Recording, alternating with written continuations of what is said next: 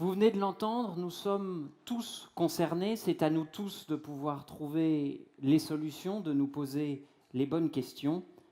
Encore faut-il que nous ayons tous accès à l'information et aux structures qui le permettent. C'est en théorie plus facile dans notre société numérique, encore faut-il s'assurer que toutes et tous puissent avoir les outils et les connaissances nécessaires pour s'en servir. En gros, ce n'est pas une app qui sauvera le monde, mais peut-être qu'elle peut y aider. Pour cela, le numérique doit devenir un levier d'inclusion sociale et citoyenne. Non aux fake news, oui aux good news. C'est un vaste programme, mais c'est un programme capital. Et pour vous en parler, je vous laisse en compagnie du représentant de la filière Handitech au Syntec Numérique, président du groupe de travail Handicap et Numérique, monsieur Corentin Voiseux.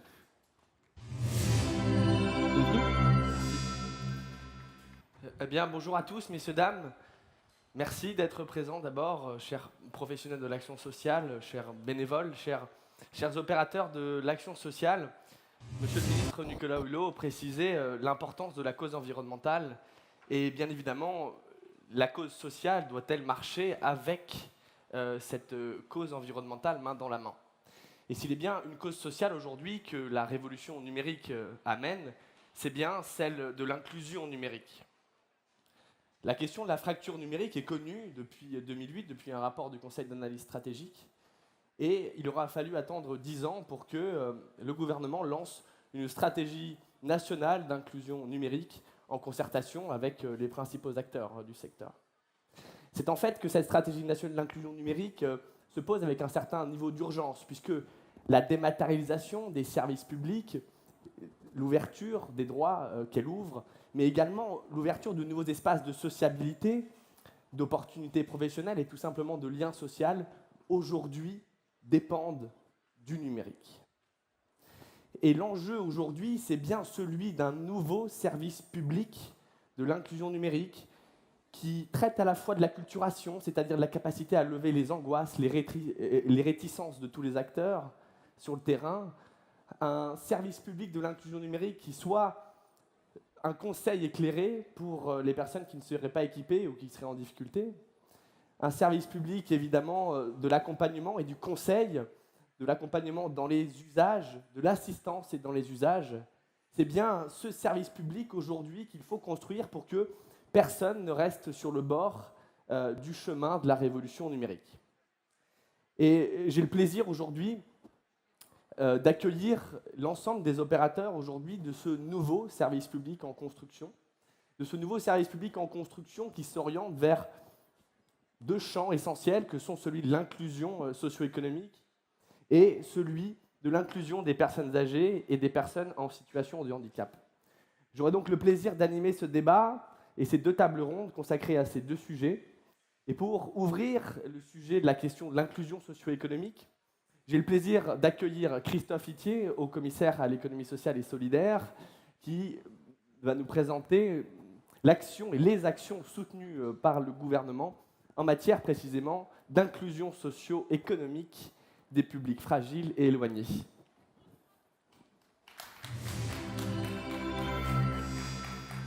Merci, bonjour à tous et à tous. Alors, je suis ravi d'intervenir dans cette scène de actuellement, pour parler en d'innovation France, sociale. il y a Ravi d'être énormément de ici choses qui au éclatent. cœur de ce vaste Pas champ où les innovations sociales, parsemées d'innovations sociales, puisque c'est au cœur de ma délégation, puisque je suis haut commissaire à l'économie sociale et solidaire et à l'innovation sociale, ce qui, vous en conviendrez, un peu redondant, puisque l'économie sociale et solidaire est celle de l'innovation sociale.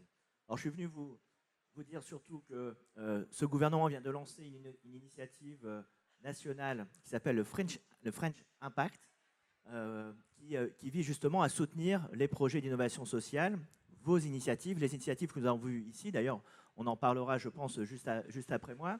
En quoi consiste cette initiative? D'abord, pourquoi l'anglicisme?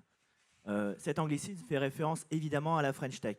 Il y a 10 ans, les entreprises de la tech étaient disséminées, pas forcément lisibles ni au national ni au national. Et depuis que cette bannière de la French Tech a été lancée, cette visibilité est plus forte dans notre pays, plus forte aussi au niveau national. Et par ailleurs, nous avons, et le ministre l'a indiqué à l'instant, nous avons le souhait de dire que l'ESS, l'économie de l'innovation, n'est pas une économie à part, mais bien fait partie intégrante de notre modèle de développement économique et sociale. Et donc, aux côtés de la French Tech, aux côtés de la French Fab, aux côtés de la French Mobility, nous avons désormais la French Impact, qui est cette bannière qui rassemble l'ensemble des acteurs que vous êtes de l'innovation sociale. Alors, ça ne suffit pas de juste se fédérer, il faut aussi créer un écosystème plus favorable à la promotion et au développement des innovations.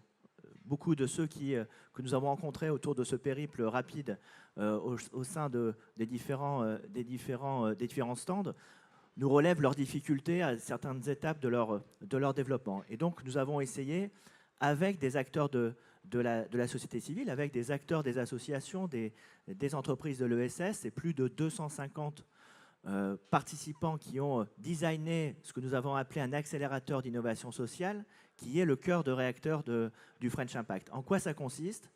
Ça consiste pour la première fois, à faire en sorte que l'ensemble des politiques d'un gouvernement en matière d'innovation sociale soient fédérées, soient concentrées sur un seul dispositif. Pour ceux qui étaient là mardi dernier à Paris, au Théâtre de la Renaissance, nous avons récompensé, révélé un certain nombre de projets pour lesquels nous allons changer d'échelle. Parmi tous ces projets, et on en constatera, on en révélera un tout à l'heure ou à l'instant, parmi tous ces projets sont et seront parrainés par un ministre. Alors, ce n'est pas uniquement se mettre sur la photo, c'est surtout engager les ministères, engager les administrations pour soutenir l'innovation sociale. Donc, c'est un changement de paradigme complet. Ce n'est plus l'État ou les politiques publiques qui décident ce qu'il est bon de faire, c'est l'État et les politiques publiques qui essaient de créer un écosystème favorable à ceux qui savent ce qu'il faut faire. Parce que le French Impact part d'un constat assez simple, qui est de dire que nous déployons énormément d'énergie, énormément d'intelligence, énormément de moyens pour résoudre un certain nombre de nos problèmes. Et pourtant, dans ce pays, nous avons, malgré le retour de la croissance, toujours 1 million de nos concitoyens qui resteront sur le bord de la route de l'emploi. Nous avons toujours dans ce pays 1 demi-million de personnes en situation de handicap qui, elles aussi, sont sans emploi. Nous avons un taux de chômage des jeunes qui n'est pas descendu en dessous de 15% depuis 30 ans. Un quart des jeunes, pratiquement, est au chômage aujourd'hui. Bref, je ne vais pas vous égrener l'ensemble de ces problématiques, mais malgré l'inventivité et la puissance de nos politiques publiques, nous sommes en but avec ces problématiques. Or, vous en êtes l'exemple ici, des acteurs de la société civile, des collectivités, des associations, des entreprises de l'ESS, des entreprises qui s'engagent, trouvent au quotidien des solutions pour faire cette politique du dernier kilomètre, pour parvenir là à résoudre des problèmes là où la puissance publique est en but. Et à chaque fois, et moi j'en viens, j'étais dirigeant associatif il y a encore quelques mois, et à chaque fois on se dit, mais bon sang, pourquoi ces innovations, cette capacité à répondre à la problématique de nos concitoyens, nous ne parvenons pas à l'essaimer, nous ne parvenons pas à la faire changer d'échelle. Eh bien, c'est toute l'ambition du French Impact de mieux identifier les innovations locales, sociales locales, pour en faire des solutions nationales. Et pour ce faire, pour la première fois, on va attaquer le problème sur l'ensemble de ces angles. Premièrement, sur l'angle financier, avec 2 étapes clés que vous connaissez quand vous dirigez une association, c'est l'amorçage. J'ai une idée comment j'en fais une association, une entreprise qui a une certaine robustesse. Et 2, mon modèle est robuste, j'ai démontré mon impact et je voudrais s'aimer. Et là, le changement d'échelle est aussi une étape compliquée. Et donc, nous allons mobiliser sur la durée du quinquennat 1 milliard d'euros pour se concentrer sur ces 2 étapes clés du développement de ceux qui innovent, des acteurs de l'innovation. Deuxième enjeu, parce que l'argent, c'est quand même le nerf de la guerre, mais ce n'est pas que cela. Souvent, quand on innove, et c'est même quelque part une tautologie de le dire, quand on innove, forcément, on vient bouger des lignes, on rentre pas, on est enfermé dans des cases, on a des plafonds de verre, et on passe souvent autant de temps à essayer de lever de l'argent qu'à trouver le chemin réglementaire pour innover. Et bien souvent, et moi, encore une fois, de mon expérience de dirigeant associatif, je l'ai vécu, on tord nos innovations, on essaye parfois de les pervertir même, pour qu'elles rentrent dans les politiques publiques ou dans les cases ou les couleurs réglementaires. Eh bien, dans le French Impact, nous allons faire l'inverse. C'est-à-dire nous allons mettre la réglementation, la norme au service de ceux qui innovent en créant un réseau de hackers publics. Ce sont des fonctionnaires que nous allons profiler, recruter, qui seront logés dans les ministères quand il s'agit de normes au niveau national, que nous allons loger dans les préfectures pour travailler au plus près du terrain avec l'ensemble des collectivités et l'ensemble des acteurs du terrain. Et petit à petit, nous allons déployer ce réseau donc de hackers publics qui seront chargés de créer un cordon cordon sanitaire réglementaire autour de ceux qui innovent et de faire en sorte que la difficulté à faire bouger la norme ou la règle ne soit plus ceux qui innovent qui le portent, mais au contraire que ce soit l'administration, les collectivités qui adaptent la norme à l'innovation. Donc la finance, 2, la réglementation, 3, la mesure de l'impact. Nous allons lancer un fonds de promotion de mesure de l'impact parce que c'est un sujet, on en parle beaucoup, tout le monde parle d'impact social et environnemental, on est encore un peu loin en termes de données, en termes de méthodologie. Donc nous allons promouvoir cette mesure, cette évaluation de l'impact. Et puis, quatrième volet de cet accélérateur French Impact, ce sont les territoires. Puisque tout ce que nous avons vu aujourd'hui ici, les innovations, l'innovation sociale, l'économie sociale et solidaire, c'est l'économie de la proximité. C'est dans les territoires que cette économie se développe, qu'elle existe. Et donc, non seulement nous allons développer des politiques qui accélèrent la création d'entreprises innovantes, qui accélèrent le développement de ces entreprises, mais aussi qui fait en sorte que l'écosystème de l'innovation sociale monte aussi en gamme. Et donc, le 2 juillet prochain, nous allons lancer un appel au territoire pour faire en sorte que, progressivement, nous puissions labelliser les territoires d'innovation dans ce pays. J'étais, il y a 2 jours, à Marseille, rencontrer des entreprises engagées, des entreprises de l'économie sociale et solidaire, des financeurs, des collectivités qui se disent, nous, on est prêts sur notre territoire à créer la dynamique, à faire en sorte que nous soyons un territoire demain French Impact, avec une philosophie assez simple, c'est d'abord d'être sur des niveaux territoriaux, non pas administratifs, mais qui font sens pour les acteurs de l'innovation. Donc nous nous adapterons à ce que les territoires nous disent en matière de périmètre. Et 2, nous allons demander à ces territoires de se doter de 3 défis, c'est-à-dire pas une kyrielle de priorités dont on connaît tous les terminologies, la réussite éducative, le mieux vieillir, etc. Non, on va demander à ces territoires de se donner 3 défis. Territoire zéro chômeur pourrait être un défi, territoire zéro décrocheur scolaire pourrait être un autre défi, pour que nous mettions en tension tout le territoire, toutes les énergies de territoire pour résoudre durablement des problématiques des territoires que nous allons labelliser. Et donc c'est un changement, vous le voyez, de paradigme complet de nos politiques publiques en matière d'innovation. Nous ne sommes qu'au début. Et ce que je voudrais vous dire pour conclure, parce que je crois que j'arrive au terme du temps qui m'est imparti, vous dire d'abord que je suis évidemment ravi d'être ici et de vous adresser ce message, mais vous dire surtout que cette bannière, ce French Impact, c'est vous qui allez le designer, c'est vous qui allez le construire, c'est vous qui allez créer la dynamique. Et donc c'est pas du tout un modèle fermé, c'est un modèle extrêmement ouvert, d'open innovation. Et donc moi je vous invite, et je pense qu'ici il y a de l'intelligence, de la volonté, de la mobilisation, de l'engagement, je vous invite toutes et tous à rejoindre cette initiative pour en faire vraiment une ambition nationale, à la fois dans notre pays, mais aussi à l'Europe et à l'international. Je vous remercie. Merci, monsieur le haut-commissaire. Et donc, pour vous présenter cette première frange d'acteurs de l'inclusion numérique et de l'inclusion socio-économique de ces acteurs éloignés du numérique, j'ai donc le plaisir d'accueillir et de vous faire découvrir les lauréats de cette édition 2018 du French Impact. Je les invite donc à me rejoindre sur scène. À commencer par Grégoire Ducruet de la Croix-Rouge, Jean Dédier d'Emmaüs Connect, et Nora Hamon de Bibliothèques Sans Frontières, et Frédéric Bardot de Simplon. Je vous demande de les accueillir.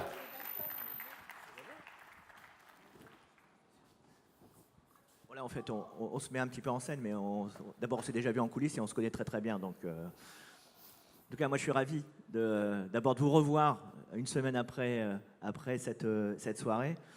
C'était une belle émotion et surtout, vous portez une initiative formidable. Donc, je vous propose un peu de nous en dire plus et surtout de nous dire ce que le French Impact va vous apporter dans cette dynamique.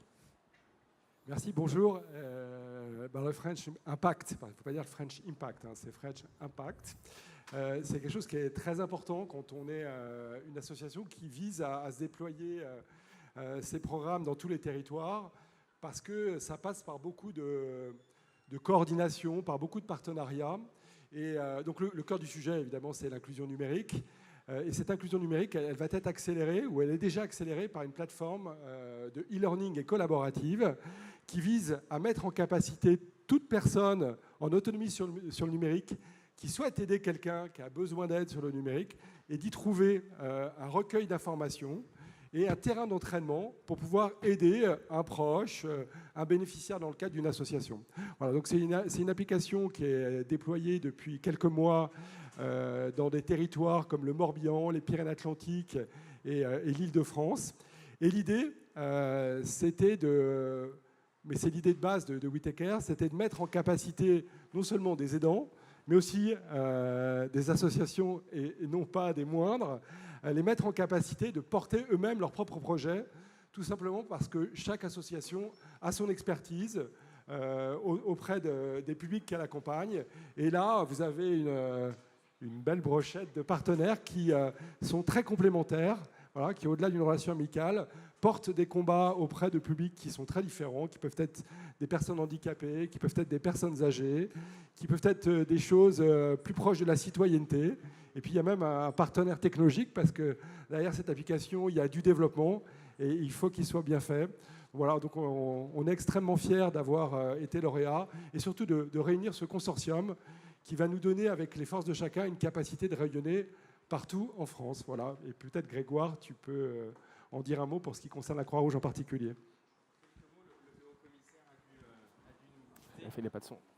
Ça marche, voilà. Le haut-commissaire a dû nous quitter et on tenait vraiment à le remercier. Donc ce projet qui est lauréat du French Impact, c'est une aide qui est donnée aujourd'hui par le gouvernement d'accéder à cet accélérateur d'innovation sociale pour accéder à la fois à un cofinancement qui permet de développer tout le projet qui est celui de développement de la plateforme des bons clics nous concernant pour que ça devienne un dispositif national. Et deuxièmement, une ingénierie qui permet de rendre ce projet possible en travaillant davantage avec les services publics, en rendant justement les contenus qui sont traités par les services publics beaucoup plus accessibles. Je pense que le plus simple pour parler des bons clics, c'est peut-être de lancer la vidéo de présentation.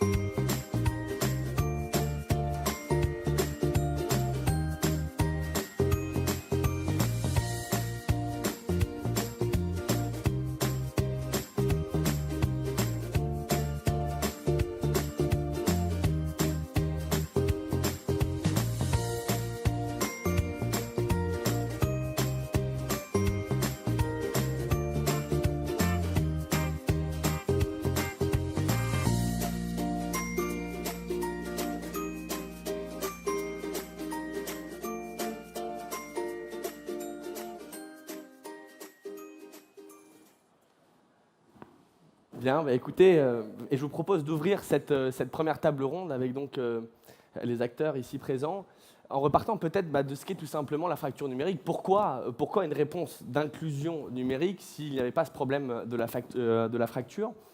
Et ma première question porterait tout simplement sur les publics en fait, du champ social qui nous intéresse aujourd'hui. Ces publics, quels sont-ils? Quels sont les enjeux pour eux d'acceptabilité du numérique? Quels sont les enjeux d'acculturation au numérique et de formation sur le numérique? Quels sont, selon vous, Jean Dédier, donc directeur général d'Emmaüs Connect, quels sont, selon vous, les principaux enjeux pour vos publics, pour qu'ils puissent véritablement s'approprier le numérique? Le sujet tourne autour de cet accéléré avec la dématérialisation des services publics et notamment tout ce qui touche l'accès aux droits. Et les études qui ont été menées par l'Agence du numérique et le secrétariat d'État au numérique démontrent qu'aujourd'hui, il y a 13 millions de Français qui sont en difficulté au quotidien dans leurs usages numériques, qui sont aujourd'hui obligés. Alors ces publics, qui sont-ils? D'abord, ce qui les distingue, c'est une très grande variété de publics. Alors, les premières personnes auxquelles on pense sont évidemment les personnes âgées, mais qui sont loin d'être les seules. Vous avez ensuite un public qui est en précarité dans son insertion socio-professionnelle, voilà, qui représente aussi une grande partie des Français qui, le plus souvent, sont en difficulté sur le numérique. Et puis après, vous avez tout ce qui touche à la grande exclusion et le monde du handicap. Alors ensuite, il y a dans la mosaïque finalement des besoins et des publics, il faut bien comprendre que l'éloignement au numérique n'est pas du tout uniforme.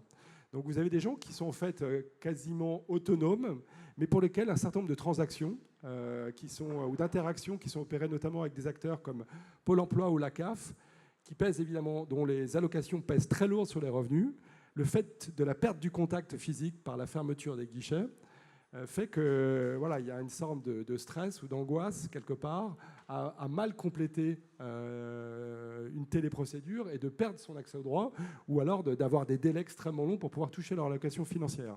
Donc là, la mécanique, c'est une mécanique de coup de pouce. Voilà, donc c'est de la réassurance et de la compréhension d'une téléprocédure.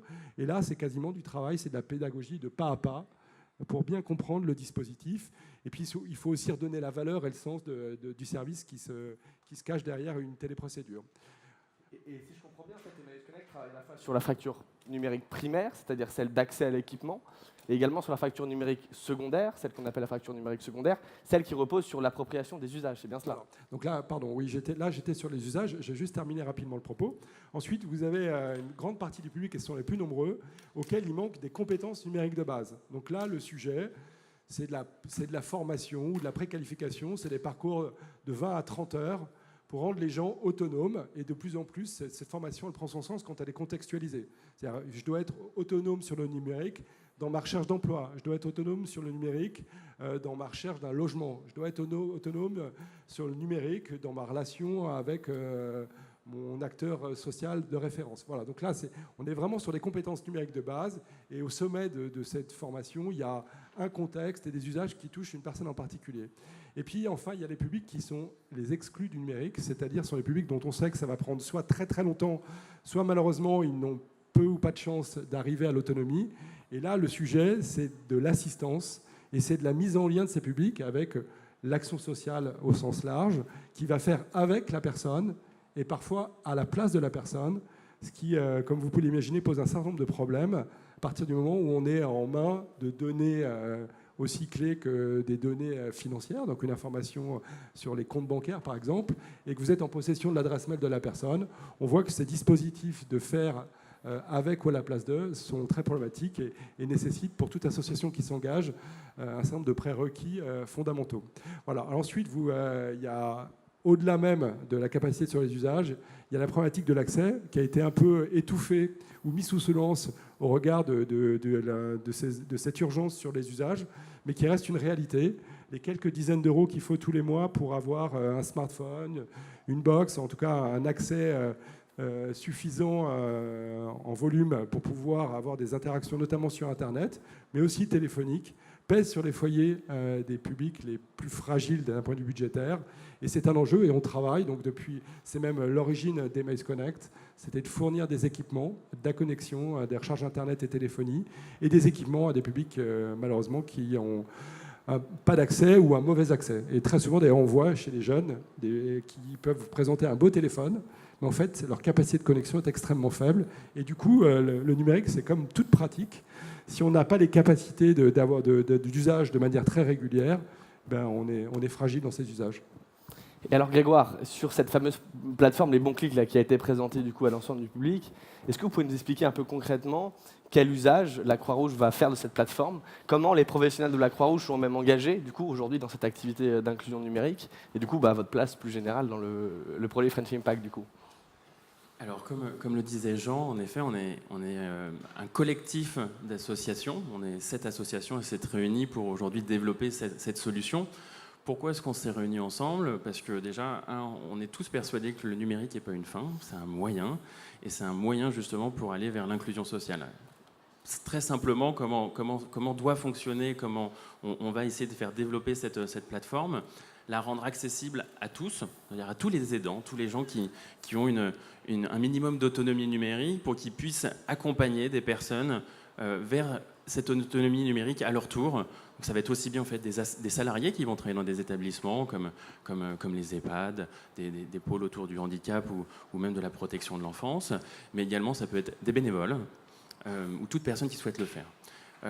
Dans ce projet, la Croix-Rouge française souhaite apporter une expertise sur le fond, sur une connaissance des publics qui peuvent être éloignés.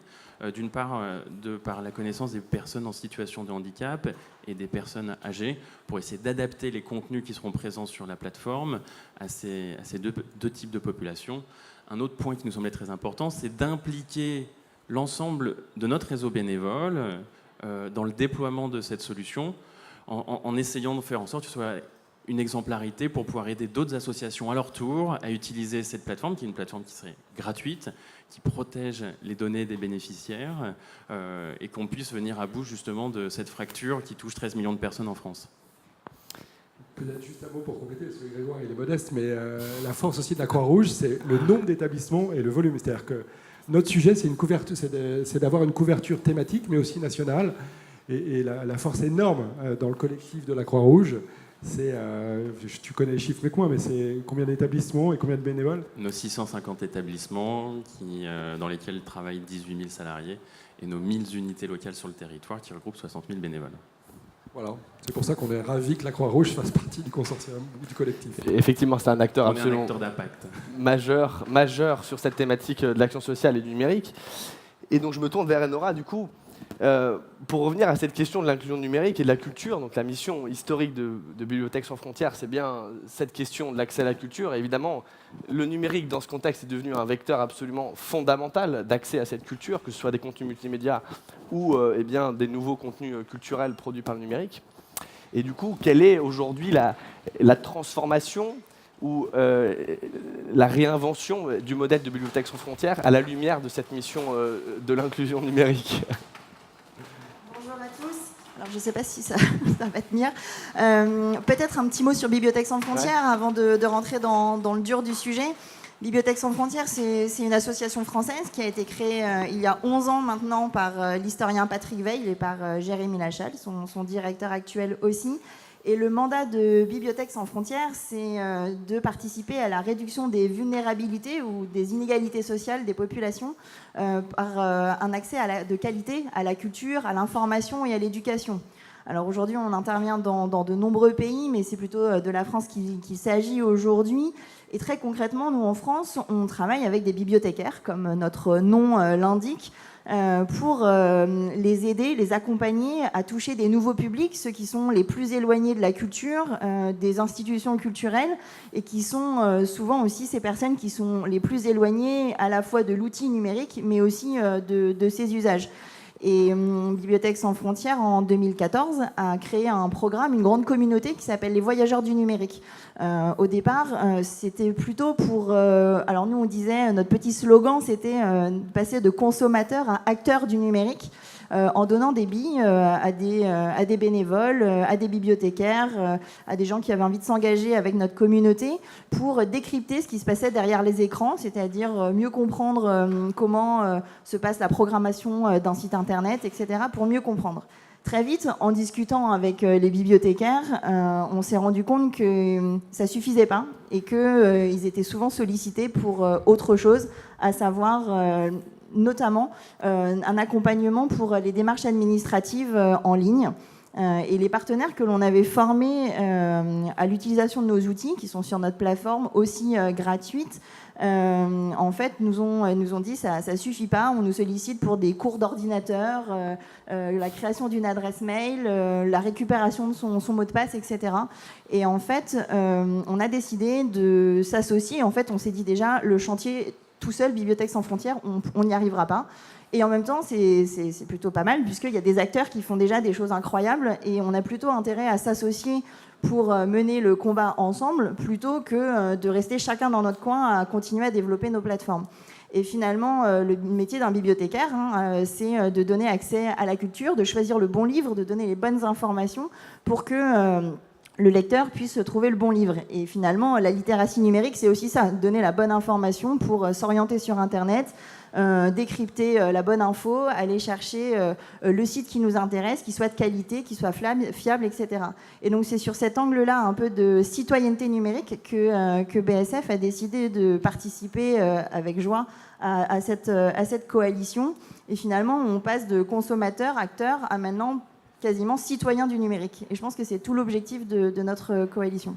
Et puis on voit effectivement l'importance fondamentale d'avoir à la fois le médico-social engagé, d'avoir des points d'accueil qui sont ceux de médiation, qui sont ceux d'Emmaüs Connect et de votre réseau d'acteurs partout sur le territoire, et également que les lieux de savoir, qui sont les bibliothèques, soient aux avant-postes de cette politique qui traverse finalement tous les champs sociaux d'accueil.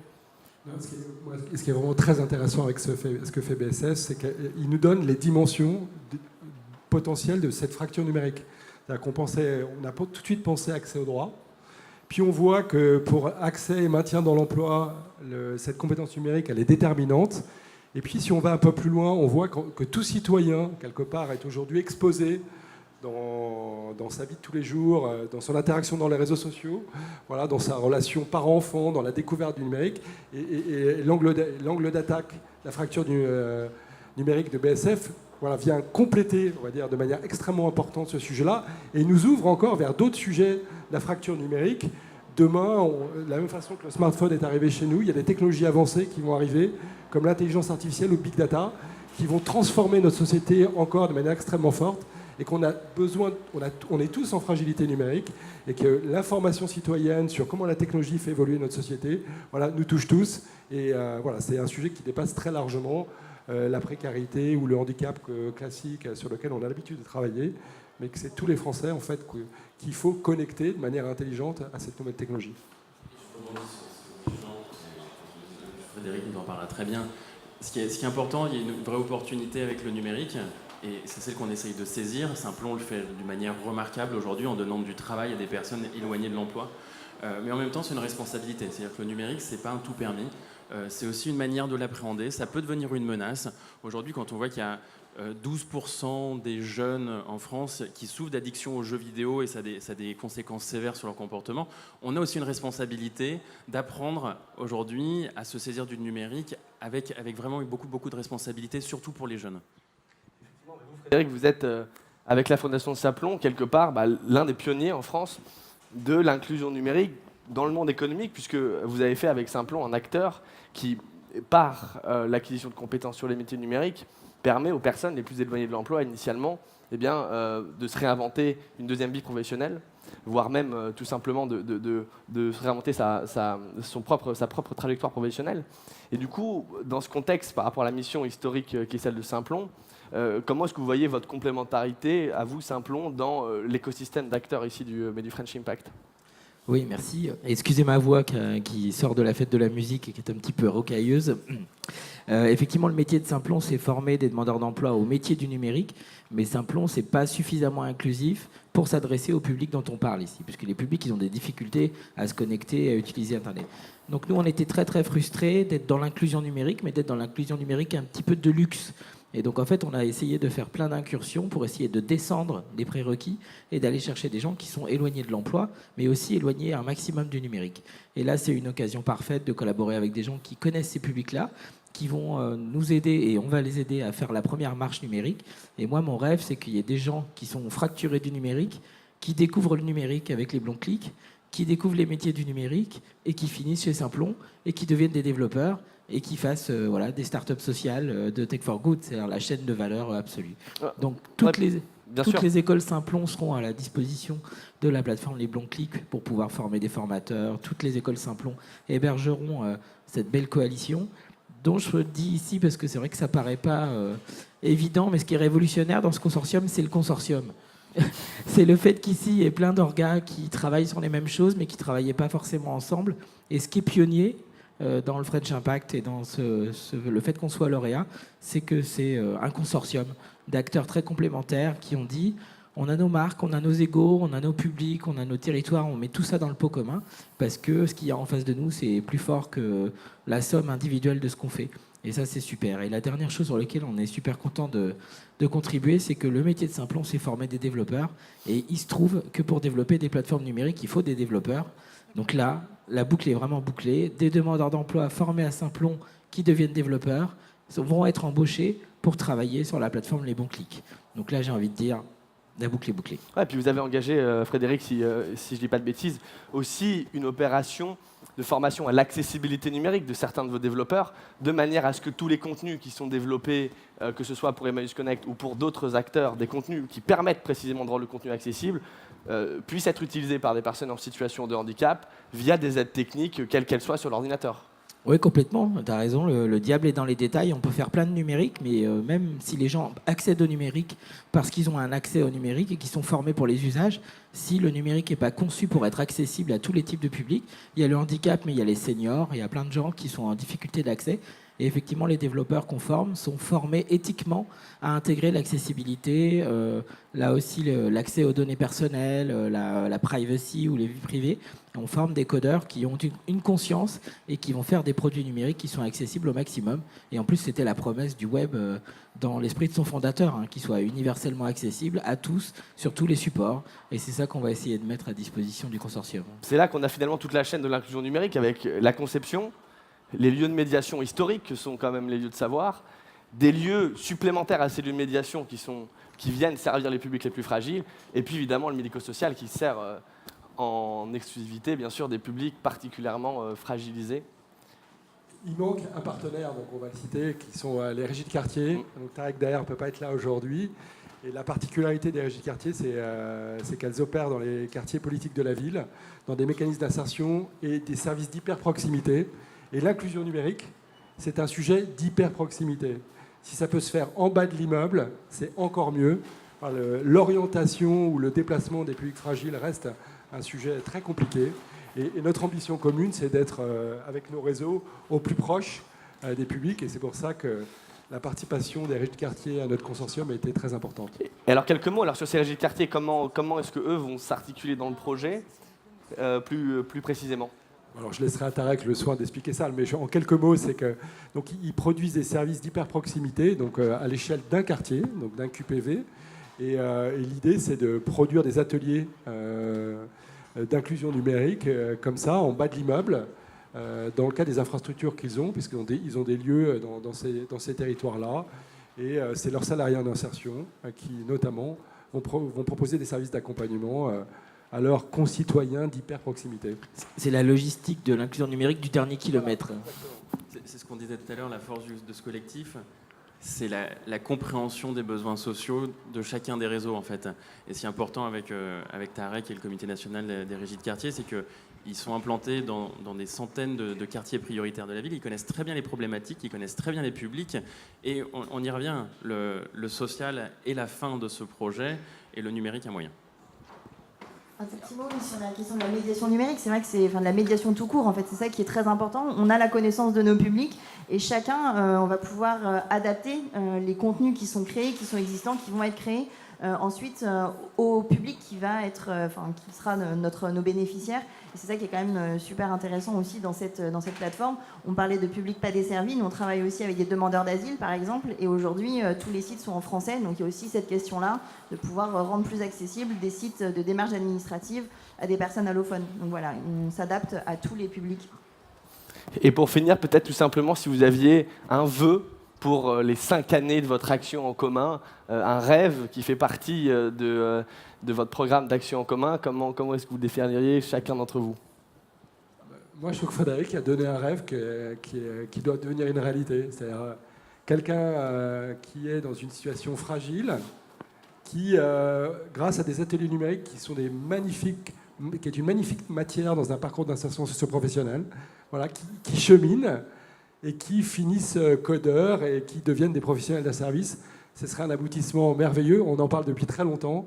On a l'occasion maintenant de le mettre à l'épreuve. Voilà, je crois que c'est le plus beau rêve. Et puis après, le rêve, c'est que la relation magnifique, et cette coordination, cette cartographie, elle perdure. Et peut-être qu'elle s'ouvre demain à d'autres acteurs qui viennent rejoindre ce collectif. Il y a 13 millions de personnes accompagnées. On a intérêt à être accueillant si on veut réussir. Et pour le mot de la fin, peut-être, je pense que ce qu'on espère tous dans ce collectif, finalement, au-delà du numérique, c'est que ça inspire d'autres acteurs en fait, d'agir en collectif, parce qu'ensemble, on est plus fort, on apporte des solutions qui ont davantage d'impact, et en fait, c'est ce qu'on veut tous, et c'est faisable, on le fait aujourd'hui, donc on espère vraiment que ça inspire d'autres acteurs. Bien, bah écoutez, je vous remercie infiniment. Merci de votre présence aujourd'hui. Je crois qu'on peut les applaudir. C'est le début d'une belle aventure. C'est le début de la préfiguration de ce fameux service public de l'inclusion numérique dont je parlais. Et je vous propose, eh bien, pour la table ronde qui suit, de se concentrer un peu plus précisément sur la question de l'inclusion numérique dans le secteur social et médico-social, et de l'inclusion numérique également au domicile, pour deux catégories de publics qui ont été évoquées ici par ces acteurs, que sont les personnes âgées et les personnes en situation de handicap. Pour ces publics-là, le numérique, aujourd'hui, est devenu beaucoup plus qu'une simple opportunité de confort, mais c'est bien aujourd'hui l'ouverture à des espaces de sociabilité pour les publics qui sont fragilisés par l'isolement, et pour les personnes en situation de handicap, et en tant que représentant de la filière Handitech au Syntec numérique, je le vois chaque jour, une opportunité de compensation du handicap absolument phénoménale. Lorsque l'on songe aujourd'hui que la technologie permet à une personne qui perdrait la vue de continuer à lire, à écrire et tout simplement de conserver la capacité juridique pour traiter ses relations avec les administrations, lorsque l'on songe que le numérique aujourd'hui permet à une personne sourde ou malentendante de continuer à suivre une conversation avec des personnes tout à fait entendantes autour d'elle, lorsque l'on songe que le numérique permet à un enfant autiste l'accès renforcé à la communication et donc la fenêtre sur le monde considérable que cette communication ouvre, eh bien, on est dans le droit de s'interroger sur la place du numérique pour venir simplement compenser cet isolement, pour venir compenser cette fragilité de manière à ouvrir de nouveaux espaces de sociabilité pour les personnes les plus exclues, de manière aussi à pouvoir redonner de la puissance d'agir pour l'ensemble des publics qui seraient empêchés ou fragilisés par un handicap soit inné, soit au cours de leur vie.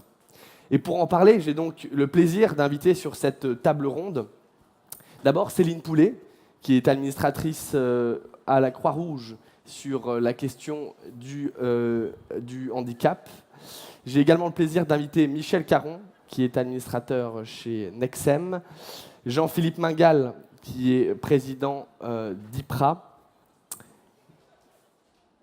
et enfin, sur cette première table ronde, effectivement, simplement, donc Céline Poulet et Michel Caron, merci de me rejoindre pour ce premier moment d'échange. On a donc 25 minutes pour déflorer cette question de la diffusion des usages numériques dans le monde médico-social. Alors évidemment, toutes les personnes handicapées et toutes les personnes âgées ne sont pas dans le médico-social, mais celles qui y sont bien évidemment, pour une bonne partie, les plus fragilisées d'entre elles. Celles précisément pour lesquelles j'expliquais, bien le numérique vient compenser les fragilités que sont l'isolement ou l'empêchement d'agir, tout simplement. Et alors je commencerai avec vous, Céline Poulet, parce que je vous sais particulièrement sachante sur la question et investie, puisque vous étiez sur le Tech for Handicap Forum encore en mars, pour ouvrir ces échanges et ce débat public sur cette question. Est-ce que vous diriez que effectivement, le numérique a sa place, tout simplement, dans le médico-social et dans le sanitaire? Si oui, quelle place et comment diffuser les fantastiques progrès que les usages numériques apportent pour ces publics? Alors moi, avant de vous répondre, j'ai envie de vous embarquer dans une histoire. Je suis Céline, j'ai 35 ans, et je viens de faire un très grave AVC qui va me laisser sans moyen de communication et avec des problématiques moteurs extrêmement importantes. Alors on va m'orienter vers un foyer d'accueil médicalisé, parce que dans le foyer d'accueil médicalisé, j'ai un panel de professionnels, et que ce panel de professionnels, tout d'un coup, on va tout de suite voir que ma priorité, c'est de pouvoir communiquer. Parce que sans outil de communication, je ne peux pas interagir sur mon parcours. Cette équipe de professionnels, très bien formée à la communication alternative et améliorée, très bien formée aux outils numériques, tout de suite me fait faire plusieurs évaluations en termes de communication, plusieurs évaluations fonctionnelles, et tout de suite se met en lien avec un centre ressources multimédia numérique sur le territoire, parce que sur tous les territoires, il y a ces centres ressources numériques multimédia avec des professionnels très formés, pluridisciplinaires, des startups qui cherchent à développer de manière intensive des nouveaux projets, également des personnes comme moi qui sont en situation de handicap. Très vite, je vais avoir un outil de communication adapté à moi-même. Je peux l'emprunter pour l'essayer. Toute l'équipe de professionnels m'aide pour pouvoir communiquer et ça marche bien. J'ai une commande oculaire, un logiciel et c'est absolument formidable. Je retrouve mon élocution. Très vite, en définitive, je peux repartir sur un logement un peu plus inclusif, c'est-à-dire comme chez nous. Là, j'ai une équipe mobile qui, dans mon domicile, m'aide aussi sur ces outils de communication à progresser. Et je progresse, je gagne en compétences, j'ai plus besoin de ma commande oculaire. Qu'est-ce que j'en fais de ma commande oculaire ? Je le remets dans un système, évidemment, d'économie circulaire.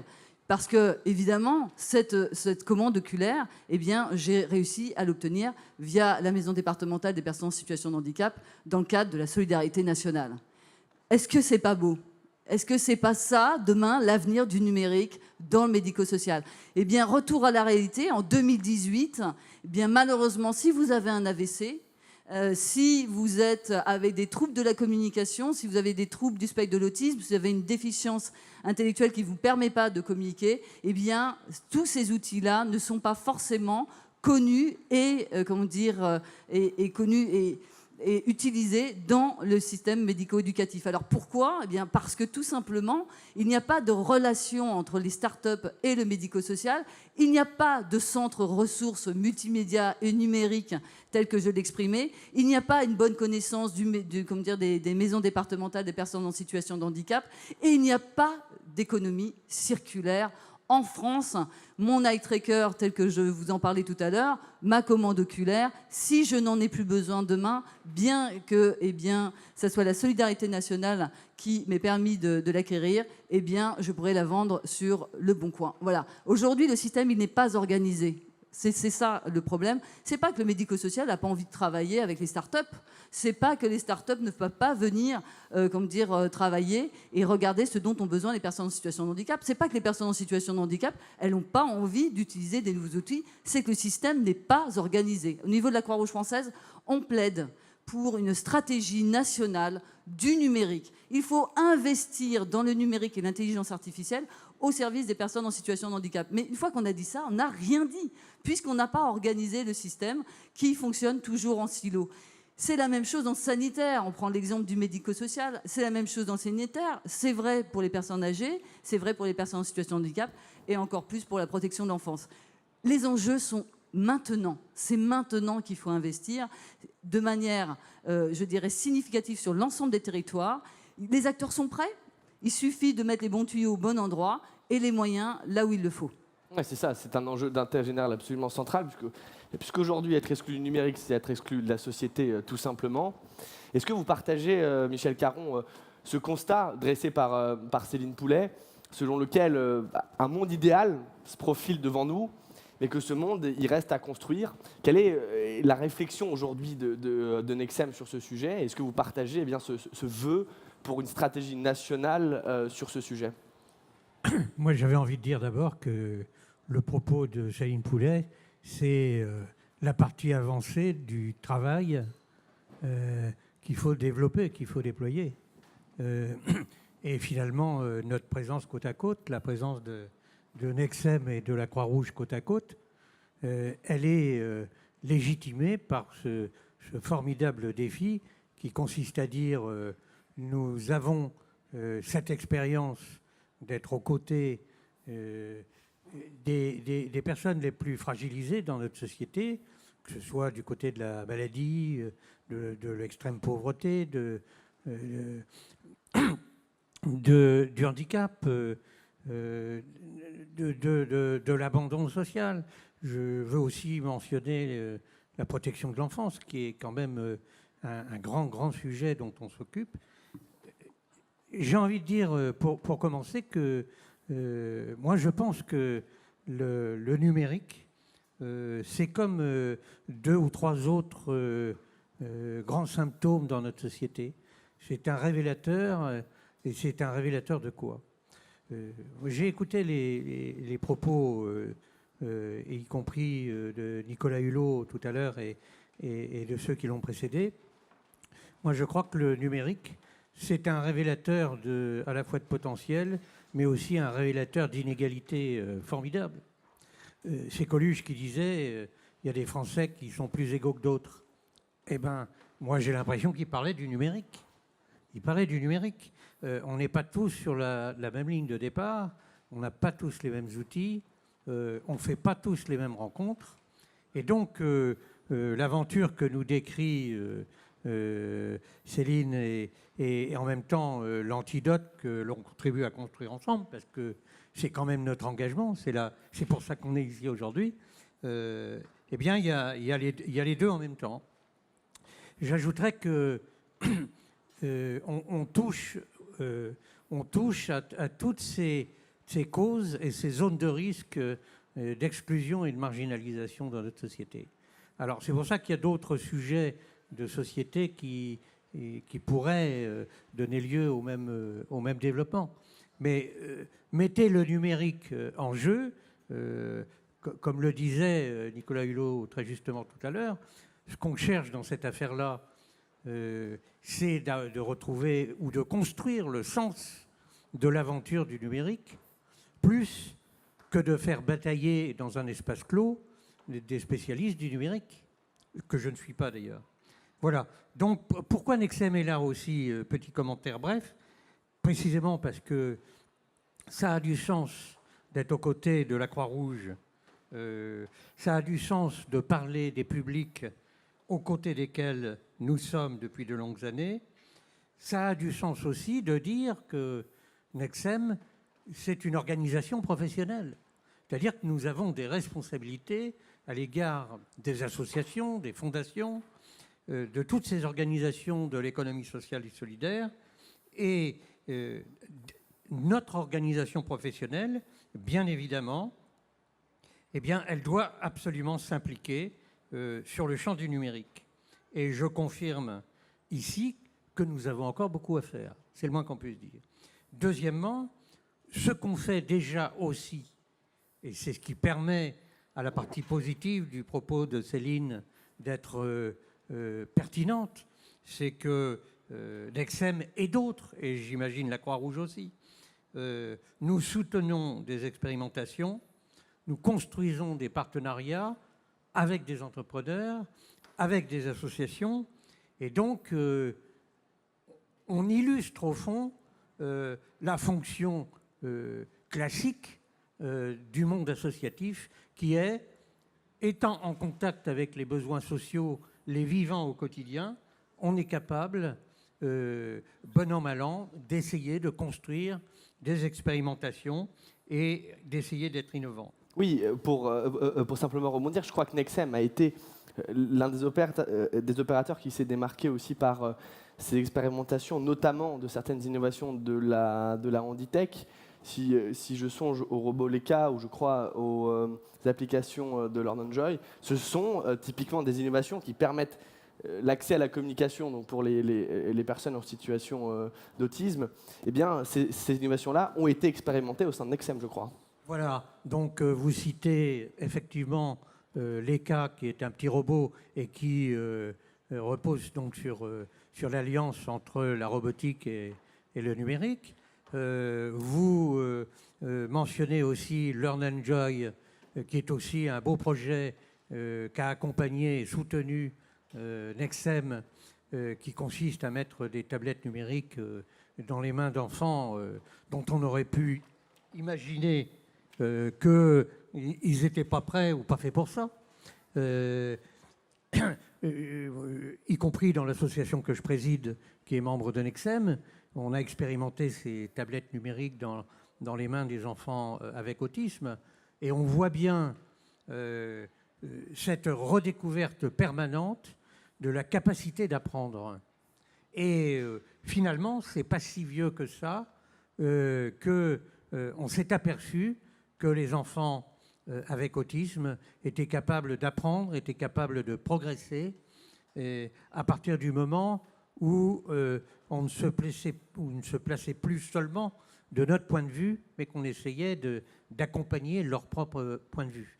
Et donc, cette expérience-là, elle est très révélatrice d'un changement de positionnement par rapport aux personnes qui, dans un premier temps, apparaissent comme à côté, comme étant à part, et on est toujours tenté de les mettre dans des structures très spécialisées, avec des moyens spécialisés. Et quand on fait des efforts et des expérimentations et qu'on est un peu créatif, on s'aperçoit qu'ils doivent avoir, à un moment donné, la possibilité de repartir sur des moyens auxquels tout le monde accède. Et quand vous parlez d'apprentissage, bien sûr, l'accès au numérique est conditionné par la transformation de chaque individu en un être apprenant. Et c'est finalement l'un des principaux obstacles. Est-ce qu'il est possible, du coup, puisque c'est l'un des grands débats qui anime aujourd'hui le débat sur l'inclusion numérique, est-ce qu'il est possible de faire de chaque personne âgée, de chaque personne handicapée, quel que soit d'ailleurs son âge ou sa situation, un être apprenant, Céline ? Moi, je vais rebondir sur toutes les expérimentations. C'est bien sûr, le numérique permet, c'est un accélérateur. Ce qui est extrêmement intéressant par le numérique, c'est qu'on peut aller identifier des compétences qu'on ne peut pas identifier par ailleurs. Je vais vous parler d'un exemple tout simple. Les personnes qui sont polyhandicapées, vous savez ce que c'est que le polyhandicap, hein, comme dire des troubles cognitifs sévères accompagnés de troubles moteurs sévères. Donc les personnes polyhandicapées, généralement, on pense qu'elles ne peuvent pas communiquer. Hein. On nous dit non, elles ne peuvent pas communiquer, etc. Et avec le eye tracker, qui est quand même pas une innovation extraordinaire, d'accord ? C'est la commande oculaire qui existe depuis des années. Avec la commande oculaire et, vous allez tout de suite comprendre, un logiciel de cause à effet. Vous savez, c'est les tartes à la crème qu'on va écraser sur le visage de quelqu'un. On aime tous ça. Moi, la première. Eh bien, on arrive à identifier des compétences extraordinaires de ces enfants. On a fait une expérience. On a pris 10 enfants où on nous disait non, mais c'est pas possible qu'ils puissent communiquer, qu'ils comprennent le cause à effet, etc. On a mis le eye tracker, c'est-à-dire donc commande oculaire. Donc ils contrôlent en définitive l'ordinateur, vous me suivez, avec leurs yeux. Et donc il faut qu'ils comprennent la consigne, c'est-à-dire d'aller écraser la tarte à la crème sur le visage, donc une compétence cognitive. La deuxième, c'est de réussir à le faire, de comprendre que je peux conduire mon ordinateur avec les yeux. Si vous avez jamais fait l'expérience, je vous invite à le faire. Et troisième, c'est de réussir. Eh bien, sur les 10 enfants, 7 ont réussi. 7, ça veut dire quoi ? C'est-à-dire quoi ? Qu'on n'a jamais identifié leurs compétences cognitives. Parce que si demain, ils comprennent le cause à effet, ça veut dire quoi ? Demain, je peux rentrer sur le oui-non. Et après-demain, eh bien, je peux commencer. Alors, peut-être à m'exprimer de manière très simplifiée, mais déjà de pouvoir dire oui, non, je veux pas. Le secteur aujourd'hui, notre secteur, c'est le parcours de vie, le projet de vie, etc. Mais si vous ne communiquez pas, comment vous pouvez faire parcours de vie ? Le numérique est un accélérateur. C'est un accélérateur à la fois de l'identification des compétences, mais c'est aussi d'accompagner, évidemment, quand je peux commencer à communiquer, d'avoir des outils qui vont accélérer mes modes de communication avec les autres. Et pour les professionnels, c'est aussi voir autrement les personnes. Si j'identifie des compétences et si la personne elle commence à me parler, à me dire ah ben non en fait c'est pas du café, c'est du thé que je voulais, ça fait 20 ans que tu me sers du thé ou du café, ça change complètement les choses, ça change les pratiques professionnelles. L'expérience que l'on mène à la Croix-Rouge française sur la communication alternative améliorée, qu'est-ce qu'on a fait ? On n'a pas utilisé d'abord des outils numériques, on a d'abord formé les professionnels. Former les professionnels sur cette conduite de changement. Ensuite, on met les outils, ensuite on forme aux outils et ensuite on évalue. Évaluation de l'impact. Évaluation de l'impact pour qui ? Pour la personne, bien évidemment, mais aussi sur les conduites de changement avec les professionnels. Aujourd'hui, ce qui manque, c'est pas les briques, il y en a partout. Il y en a à Nexem, il y en a à la Croix-Rouge, il y en a chez les autres opérateurs, APF France Handicap, l'UNAPI. Partout, il y en a des briques. Sauf que les briques, elles ne sont pas mises ensemble et qu'on a des bouts de briques partout qui n'arrivent pas à, en définitive, se parler. Et ces briques qui ne se parlent pas, eh bien, on n'y arrive pas. Donc, c'est comment, en définitive, on a des centres ressources sur le territoire qui associent les acteurs du médico-social et du sanitaire, les start-up et les personnes en situation de handicap, parce que moi, j'entends encore beaucoup les mesures d'impact, etc. Mais les mesures d'impact, ce n'est pas les experts qui vont le faire. Ce sont les personnes. Il faut que la mesure d'impact, ça soit la personne qui nous dise si c'est impactant. qu'on soit sur du co-design. Le numérique, il doit aujourd'hui, les solutions du numérique doivent être construites avec la personne et non pas, dans son petit bureau en disant tiens, cette solution, ça pourrait servir. Voilà. Et c'est surtout inversé. C'est-à-dire qu'on a aussi des outils qu'on utilise par ailleurs, qu'on peut utiliser pour les personnes en situation de handicap, comme il y a des outils qu'on utilise pour les personnes en situation de handicap qui sont formidables. Je citerai Ava, Roger Voice pour ceux qui le connaissent, qui sont absolument formidables pour aussi les autres publics. Donc voilà, c'est un accélérateur, tout simplement. Et ce que j'entends, Céline, dans votre propos, c'est que le numérique réinvente aussi le travail social des professionnels et le transforme dans le sens où le professionnel n'est plus nécessairement celui qui fait à la place de la personne, mais celui qui transfère une puissance d'agir à la personne accompagnée. On rééquilibre les postures, vous voyez. Mais ça, il n'y a pas que le numérique qui fait ça. Hein. On travaille beaucoup sur le pair à pair, mais il y a une table ronde demain. Je vous invite tous à y participer.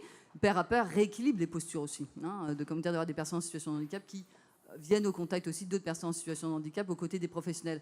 Mais oui, vous avez tout à fait raison, le numérique aussi, ça rééquilibre les choses, ça rééquilibre en fait les postures et ça permet aussi aux professionnels de développer aussi avec les personnes en situation de handicap. On voit les expériences avec eFabric sur des Fab Labs, etc., où on utilise des logiciels et on utilise beaucoup aussi d'outils numériques qui permettent d'avoir des duos gagnant-gagnant, le professionnel, la personne en situation de handicap, qui sont co-créateurs. Et c'est ça qui est extrêmement intéressant, c'est la puissance en définitive de création où on rééquilibre en définitive les choses.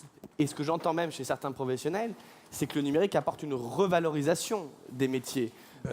J'étais hier, par exemple, sur une table ronde avec des auxiliaires de vie et des ergothérapeutes, qui sont deux professions qui sont en demande aujourd'hui de reconnaissance, de renforcement de leur statut. Et on voit bien que le numérique permet tout simplement de qualifier, de requalifier une partie de leur métier dans un sens noble et au service des gens. Il faut insister sur cette idée-là.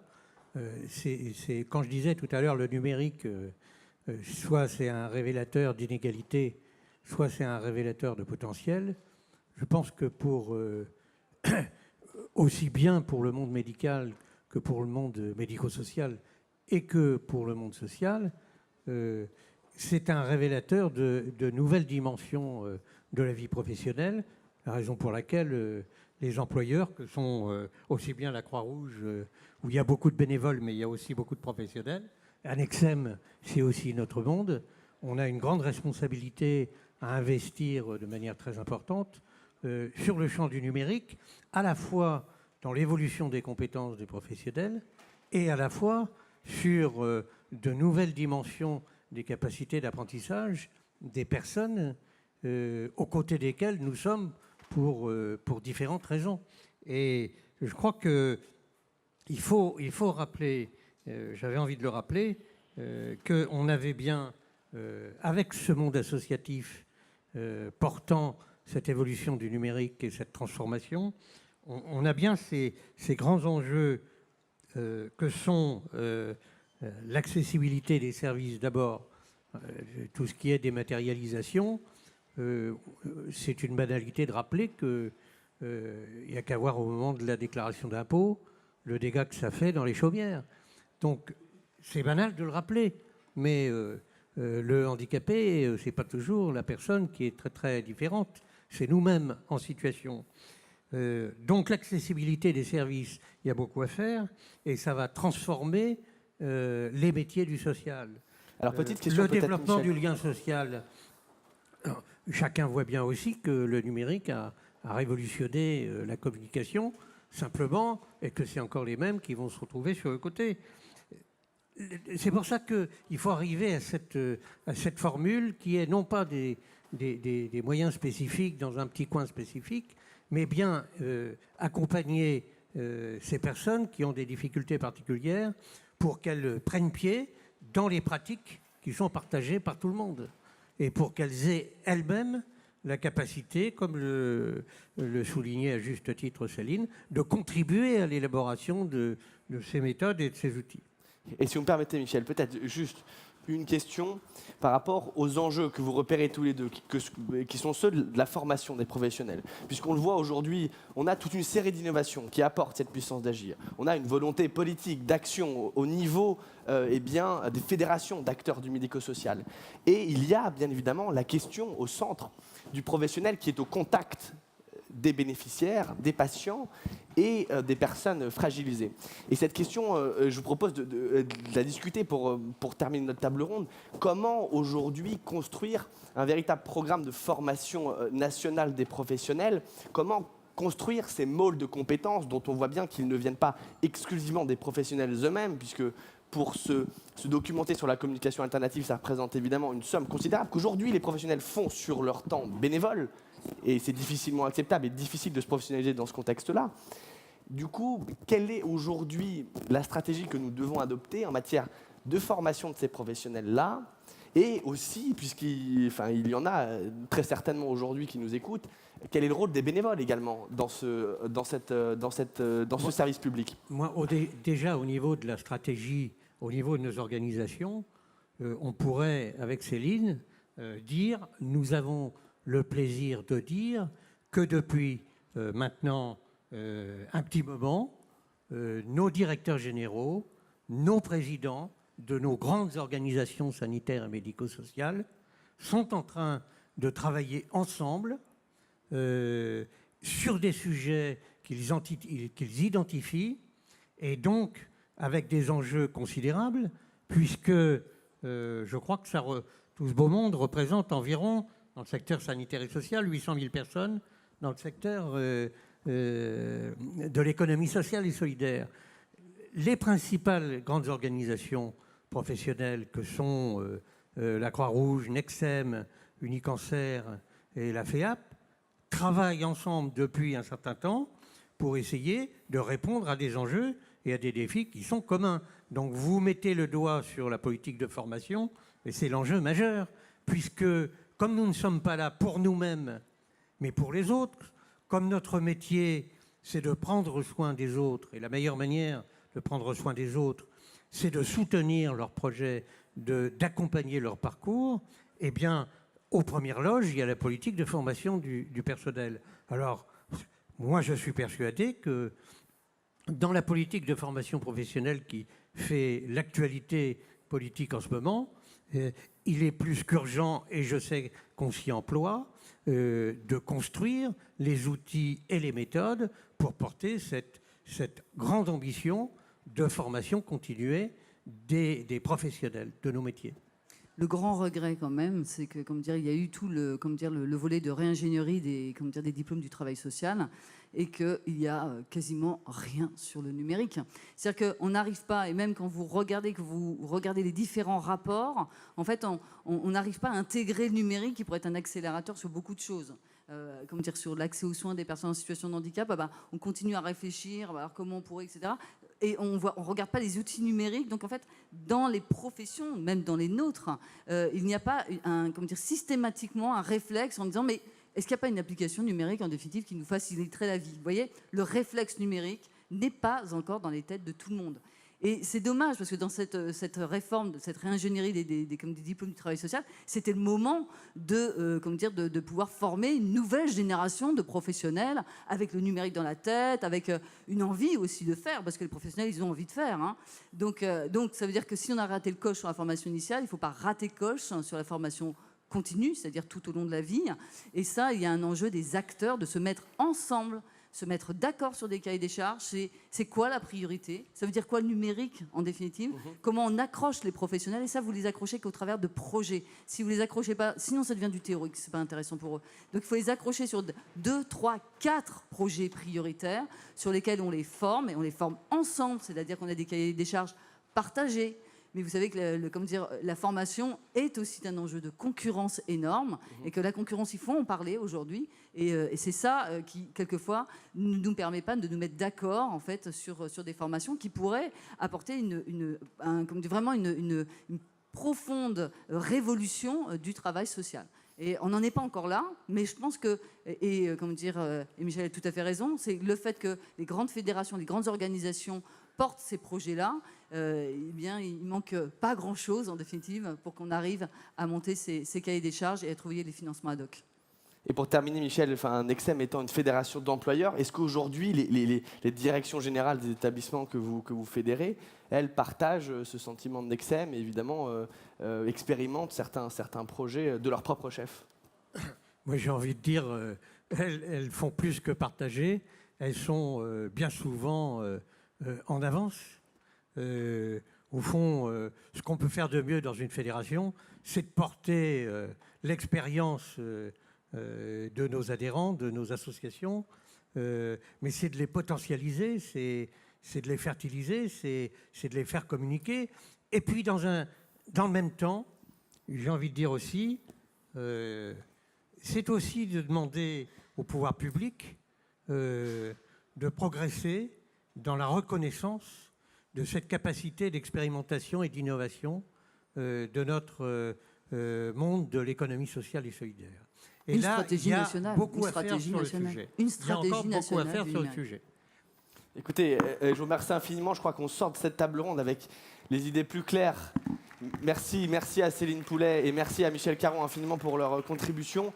Je crois que l'on sort plus renseigné de cet enjeu du numérique dans le médico-social en voyant que la formation des professionnels est évidemment essentielle. Et quand on parle de formation, évidemment, c'est la question de l'acculturation également qui est absolument capitale, dans le sens où le numérique n'est pas qu'une compétence, c'est aussi une pratique sociale et une représentation du rapport à la personne aidée.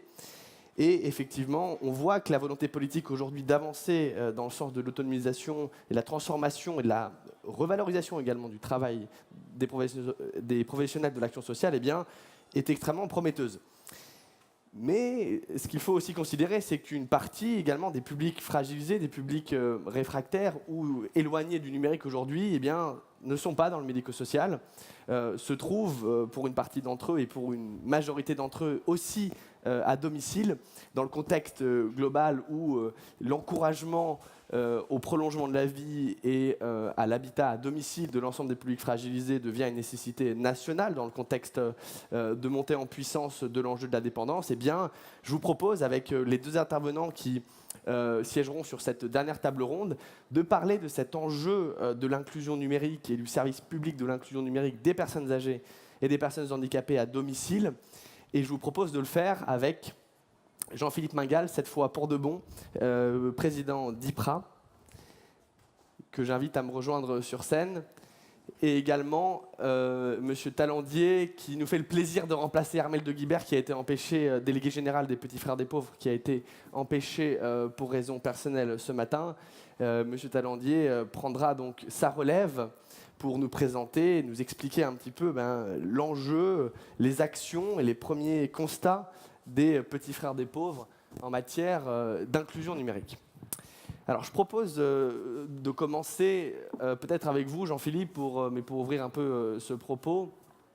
On parlait tout à l'heure, bien évidemment, de la formation des professionnels sur le médico-social, sur l'enjeu de l'accompagnement des publics à domicile. Quels sont, selon vous, les points communs et les différences majeures avec le médico-social ? Je dirais que, en ce qui concerne le secteur médico-social, les personnes qui sont prises en charge sont encadrées, entourées de professionnels de référence. Des professionnels qui peuvent être des éducateurs selon le type de handicap qui est le leur, qui peut être des ergothérapeutes, etc., etc. Donc, dans un secteur médico-social, les personnes sont entourées et font confiance à toute une catégorie de professionnels qui, par conséquent, si elles ne sont pas formées correctement à l'existant, elles vont être en difficulté, ils ou elles vont être en difficulté pour former pour informer et orienter les publics concernés. Hier, par exemple, je me souviens avoir été dans un établissement près de Clermont-Ferrand et les personnes disaient le souci, c'est que quand on préconise une aide numérique pour une personne qui est atteinte d'une dégénérescence maculaire liée à l'âge, ça concerne quand même plus d'un quart des personnes de plus de 70 ans. Elle me disait, le problème, c'est que on leur donne un choix, mais à l'arrivée, c'est quand même nous qui influençons la décision parce qu'il y a une confiance. Quand les personnes sont à domicile, la situation est bien différente. Enfin, presque différente. Presque parce que là, la personne de référence pour l'individu devient son entourage familial. Et à ce moment-là, la question qui devient plus prégnante, c'est de comment la personne, l'entourage d'une personne à domicile âgée est capable de préconiser la bonne chose, de préconiser la bonne aide. Elle fait avec sa bonne volonté, avec l'information dont elle dispose. Mais ce n'est pas toujours facile, évidemment, d'identifier ça. Et encore là, on parle de gens qui, entre guillemets, ont de la chance, parce qu'il y en a d'autres qui, évidemment, sont isolés. Et celles-là, souvent, on s'aperçoit que le déficit d'information est total. Par exemple, j'ai eu l'occasion de croiser un monsieur de 78 ans qui avait, lui encore, un problème visuel et qui me disait « Mais moi, monsieur, de toute façon, j'ai renoncé à l'usage du numérique parce que sans la vue, c'est absolument impossible. » Évidemment, je lui dis « Mais ça, c'est quelque chose, il faut qu'on vous informe que c'est possible. » Ce qui montre que pour ces personnes qui sont souvent isolées et souvent mal informées quand elles sont hors des établissements médico-sociaux, et même parfois quand elles y sont, faute d'avoir des professionnels voilà, souvent il y a des pros qui nous disent on n'y arrive pas. Eh bien, il faut créer une acculturation, une véritable culture du numérique pour ces personnes. C'est-à-dire, non pas leur expliquer le fonctionnement même d'un ordinateur, ça n'a pas d'intérêt pour elles. Ce qui est intéressant pour elles, c'est de savoir que, 1, ça existe, 2, c'est à leur portée, et 3, c'est, je dirais, un facteur pour ouvrir à des usages qu'ils ne se croient plus capables de faire aujourd'hui. Et à partir du moment où on a montré à ces gens que le numérique est un enjeu pas seulement imposé, mais que c'est quelque chose qui peut leur apporter quelque chose et qui est à leur portée, alors on peut dire que ces personnes, eh bien, retrouvent une stimulation, retrouvent une envie, et que le numérique leur donne alors une nouvelle dimension. Une nouvelle dimension de sociabilité et une nouvelle dimension évidemment de lien social, ce lien social qui est si cher évidemment aux petits frères des pauvres et qui est dans sa mission et dans son ADN. Et Armelle de Guibert, dans nos échanges préalables, me disait « Nous, on s'est intéressés au numérique, les petits frères des pauvres, parce qu'on s'est rendu compte aujourd'hui que c'est par là que passait une partie du lien social. » Et c'est à ce titre, je crois, que les petits frères des pauvres se sont engagés récemment aussi, puisqu'on le voit, c'est un service public qui se construit de jour en jour, dans une démarche sur cette thématique. En fait, on s'est intéressé à la thématique quand on s'est rendu compte qu'aujourd'hui, les sondages d'opinion étaient essentiellement en ligne. Et que donc, toutes les personnes qui n'avaient pas accès au numérique, et notamment les plus de 70 ans, ne pouvaient pas donner leur avis. Quand on voit que, y compris la Fondation de France, qui l'a reconnu, qui disait « Nous, notre sondage sur l'isolement, on le fait en ligne, ok, mais quand on est, de fait, on exclut d'entrée de jeu toutes les personnes qui n'ont pas accès au numérique. Et quand on voit que les plus de 75 ans, 1 sur 2, ne sont pas connectés, n'ont pas accès au numérique. Christophe Itier, il est parti, mais je voulais lui dire quand même que dans les Hauts-de-France, la région dont je suis directeur, 52% des plus de 60 ans, pas des 80 et plus, des plus de 60 ans, n'ont pas accès au numérique. Une personne sur 2 de plus de 60 ans donc n'a pas accès. Et si on prend les super exclus, c'est-à-dire les petites dames de 75 ans qui ont moins de 1 000 €, alors là on est dans l'exclusion totale. Et donc on s'est intéressé à ce moment-là à cette question en disant, nous qui avons pour mission de mettre en avant le lien social, comment on utilise le numérique, parce que la question n'est pas de se poser si le lien social et si le numérique s'opposent. Le numérique contribue forcément au lien social. C'est comment on l'utilise et comment on en fait un outil, un vecteur pour que ça marche. Et le premier point, c'était de se dire que le numérique devait, j'allais dire, être le synonyme de plaisir Il fallait que dans la manière dont on le développe, dont on le met en place, les personnes âgées qui sont isolées puissent y prendre du plaisir et donc de partir de l'intérêt. L'intérêt de ce qu'elles ont, je vais prendre des exemples, par exemple, de bénévoles, quand ils accompagnent et qu'ils vont à un domicile et qu'ils prennent leur tablette pour sensibiliser les personnes à cette situation. Qu'est-ce qui est fait levier pour la personne âgée? C'est par exemple d'aller sur Google Maps, voir le village où elle est née, d'aller ensuite sur Street View, voir à quoi ressemble sa maison d'il y a 70 ans, c'est de repartager les photos de vacances, parce que, je ne sais pas vous, mais moi, j'en imprime plus de photos. C'est pareil, on n'en imprime plus, on les envoie plus à nos mamies et à nos papis. Et donc, de reprendre les photos, de se recréer, en fait, des prétextes à la discussion, au dialogue, à l'échange. Et c'est vraiment ça, en cette raison, qu'on s'est fortement intéressé au numérique. Et ce que vous dites donc, finalement, c'est que le numérique, aujourd'hui, conditionne non seulement la participation sociale, mais quelque part la représentation politique des acteurs. C'est-à-dire que tous les publics qui en sont exclus aujourd'hui sont aussi exclus de l'espace public numérique, de visibilité médiatique qui leur permet aussi de faire valoir leur statut, leurs droits et leur spécificité. C'est ça un peu le discours que vous portez. C'est ça. Si on se dit qu'un habitant de plus de 60 ans sur 2 dans le Nord n'a pas accès au numérique et qu'en 2019, il doit faire sa déclaration d'impôt, s'il change de bagnole, il ne peut pas faire sa carte grise parce qu'aujourd'hui, c'est obligatoirement sur Internet. La déclaration de CNAF pour avoir ses droits à la retraite se fait aujourd'hui sur Internet. Ce qui veut dire que ceux qui ne sont pas connectés, c'est-à-dire ceux qui n'ont pas d'argent, qui n'ont pas été sensibilisés au numérique, ne vont pas faire valoir leurs droits ou vont se retrouver dans un parcours du combattant. J'ai la chance d'avoir ma grand-mère qui a bientôt 90 ans, qui habite dans un petit village du Pas-de-Calais et qui n'est pas du tout sensibilisée au numérique. Elle a des problèmes de santé. Les rendez-vous pour faire des échographies à l'hôpital d'à côté de chez elle se font sur Doctolib. C'est génial. Doctolib, l'outil, il est génial. J'étais à la conférence tout à l'heure. Voilà, c'est un service topissime. Sauf pour ceux qui sont exclus du numérique. Et comment on favorise cet accès? Comment on rend la vie plus simple, plus belle, mais tout simplement accessible quand on n'a pas été sensibilisé? Et la question ne se posera plus dans 30 ans. Puisque aujourd'hui, les personnes qui ont 50 balais, elles ont accès, elles sont un petit peu sensibilisées au numérique.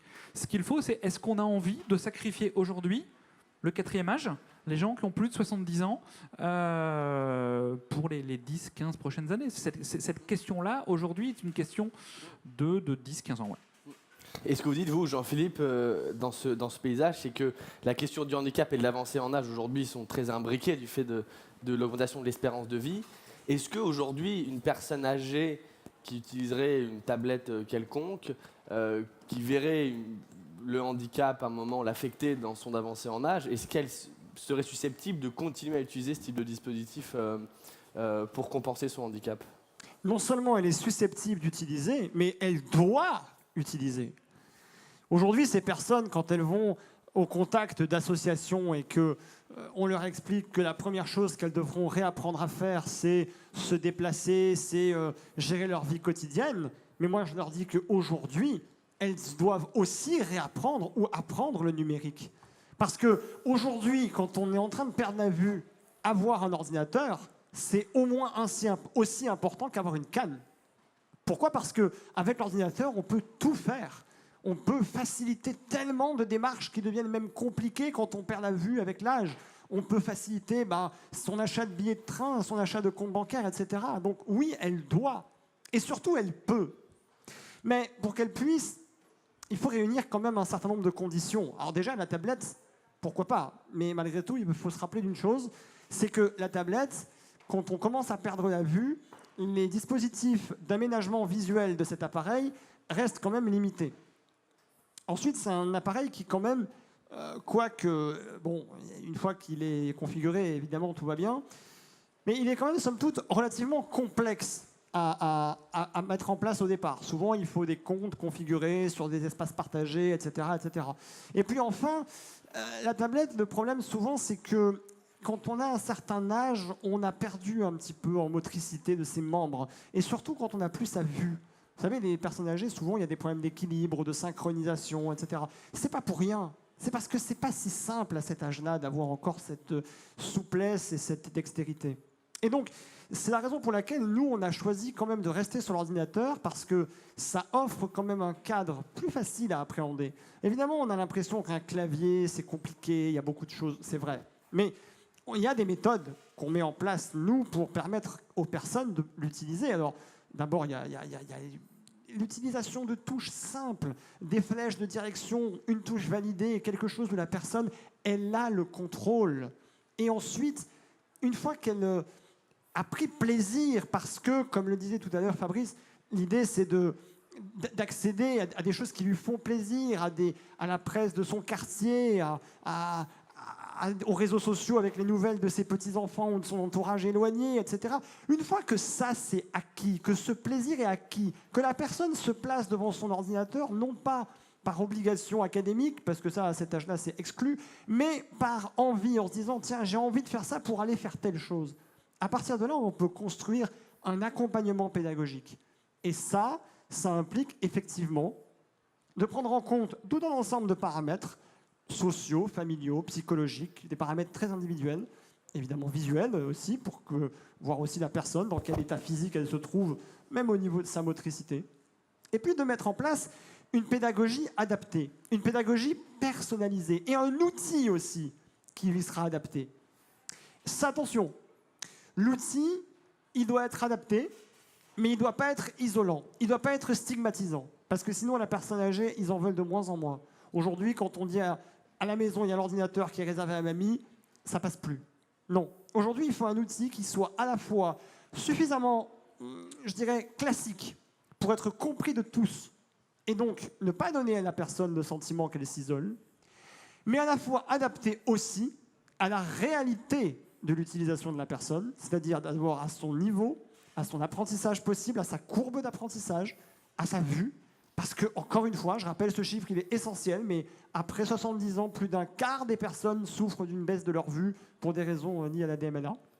Et je vous coupe, Jean-Philippe, parce que dans ce que vous dites, il me semble que dans la mission de service public de l'inclusion numérique, il y a cette dimension de préconisation et de conseils éclairés sur les nouvelles technologies. Et la question qui me vient quand je songe au modèle des petits frères des pauvres par rapport au modèle médico-social, c'est que vous, ce sont bien des bénévoles, comme tant d'autres opérateurs sociaux, qui sont au contact de ces publics.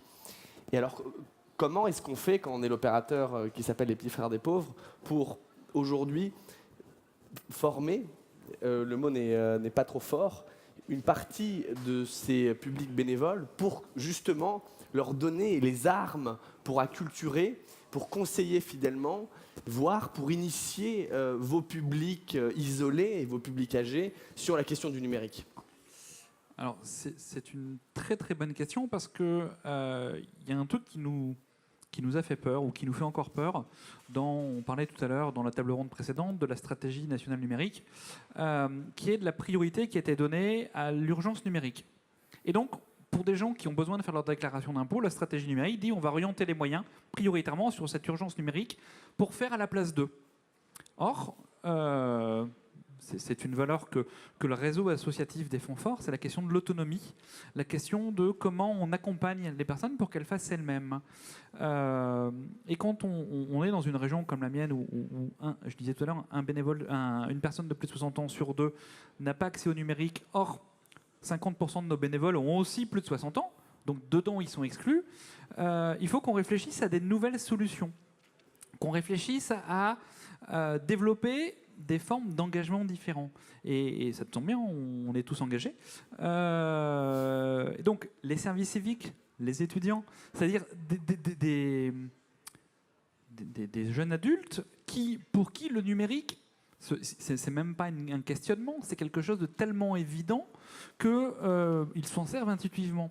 Et donc, au-delà de former, c'est plutôt de permettre à ces jeunes de s'engager dans l'association, de venir dans nos équipes de bénévoles, et on leur dit, mais quand vous venez à un goûter du vendredi après-midi dans l'équipe de FIV, qui est un quartier de Lille, venez avec vos tablettes, et puis vous allez les sortir.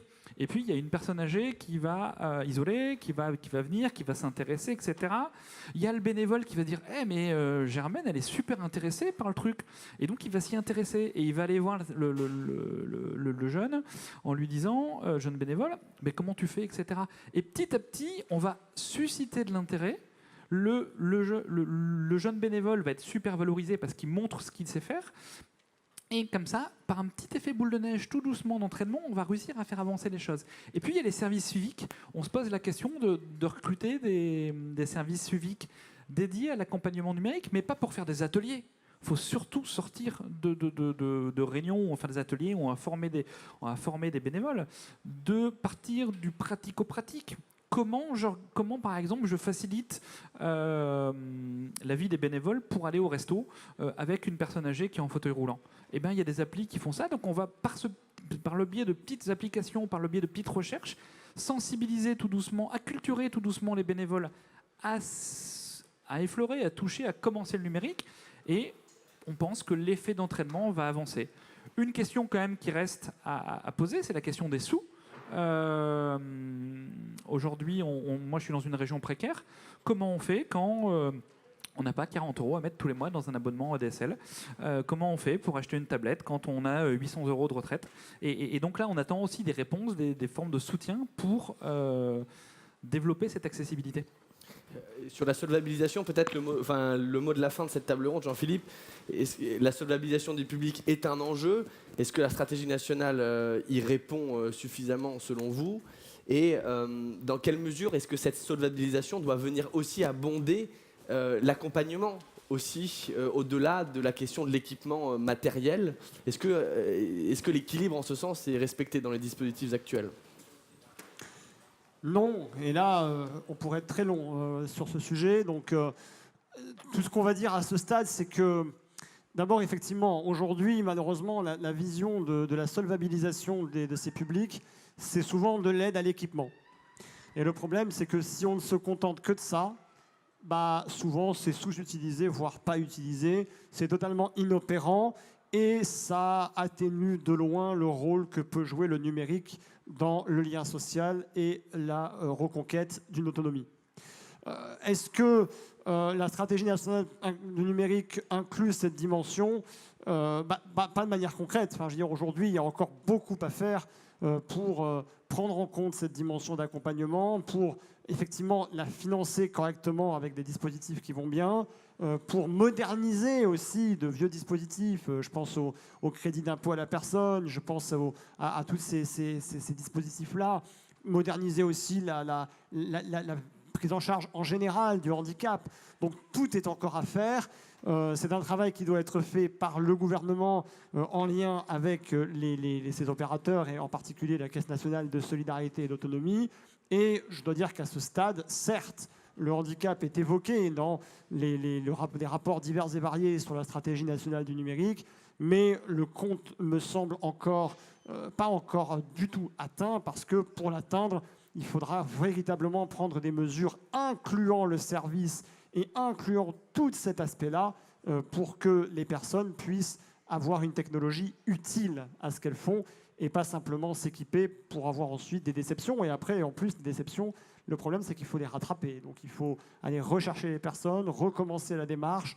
Et bref, à un certain âge, au bout d'un moment, vous imaginez que ça peut être vite extrêmement compliqué. Donc le travail d'incitation est très fort, le travail de solvabilisation est très important, et il reste encore beaucoup de chemin à parcourir par ce gouvernement. Bien, écoutez, il ne me reste plus qu'à vous remercier. Merci infiniment pour vos contributions, Fabrice et Jean-Philippe, sur cette thématique. Il me reste évidemment qu'à vous dire quelques mots de la fin sur cette table ronde, pour reprendre peut-être certainement les mots de Nicolas Hulot tout à l'heure, lorsqu'il parlait de l'impératif politique de surmonter l'illusion de la fatalité et celle du renoncement. Je crois que le point commun de l'ensemble des acteurs aujourd'hui du service public de l'inclusion numérique, c'est cette même exigence l'exigence de se dire que nul n'est trop vieux, nul n'est trop handicapé, nul n'est trop isolé, nul n'est trop réfractaire dans l'usage du numérique pour s'en trouver irrémédiablement et inexorablement exclu, et que c'est précisément cette philosophie d'action qui fait que ce service public de l'inclusion numérique qui va au-devant des publics réfractaires, au-devant des publics isolés, de ceux pour lesquels le numérique était condamné à n'être qu'un objet étranger, ce service public de l'inclusion numérique, il est en action. Et je crois que chacun d'entre vous en avait fait la preuve aujourd'hui. Il est en construction aujourd'hui avec un soutien et une prise de conscience gouvernementale sur le sujet. Je crois que c'est de bon augure et je crois que le travail collectif entre l'ensemble de ces acteurs nous permettra de construire une société plus fraternelle. Merci à tous pour votre participation et pour votre écoute attentive à ce débat. Et j'en appelle évidemment à notre animateur. Moi, je voudrais d'abord, si vous permettez, mesdames et messieurs, qu'on remercie Corentin, qui non seulement a eu la gentillesse de participer, de me permettre, moi, pendant 1 heure de déjeuner, ce qui était assez appréciable, et surtout de l'avoir fait avec beaucoup de talent. Messieurs, merci beaucoup. Corentin, je voudrais, si tu veux bien, que tu restes avec moi quelques minutes. Parce que tu as admirablement mis en valeur le talent et les initiatives de tous les participants, mais je voudrais qu'on en apprenne un tout petit peu plus sur les missions du Syntec et ce que tu y fais plus précisément. Donc, soyons précis, le Syntec, c'est un groupement professionnel des acteurs du numérique, c'est ça ? Le Syntec numérique, aujourd'hui, c'est une fédération de professionnels dont la vocation, aujourd'hui, en ce qui me concerne, est de fédérer la filière de l'ensemble des concepteurs de solutions à destination des personnes en situation de handicap. Nombreux ont été cités sur les tables rondes qui ont été les nôtres, puisqu'on le voit bien, la diffusion de ces innovations est un enjeu de société pour développer la puissance d'agir des publics fragiles, des publics isolés dont il était question, et pour que la filière se structure et pour que l'ensemble des freins et pour que l'action publique s'organise, comme disait Céline Poulet tout à l'heure, pour que les freins soient levés à la fois à l'acculturation et aux diffusions de ces innovations, à la fois à domicile et dans le monde médico-social, nous, les acteurs, les jeunes acteurs, les TPE, PME, dont une bonne partie emploient aussi des personnes en situation de handicap, nous avons considéré qu'il fallait nous rassembler pour structurer notre message, pour aussi éclairer la décision publique sur ce sujet, de manière à ce qu'on puisse véritablement construire ce service public qui intègre l'ensemble des acteurs pertinents sur le sujet. Et du coup, quelles sont les prochaines actions un peu précises que tu vas mener, puisque j'imagine qu'il y a plusieurs missions au sein du Syntec. Quels sont un peu les prochains grands chantiers ou les prochaines réunions ?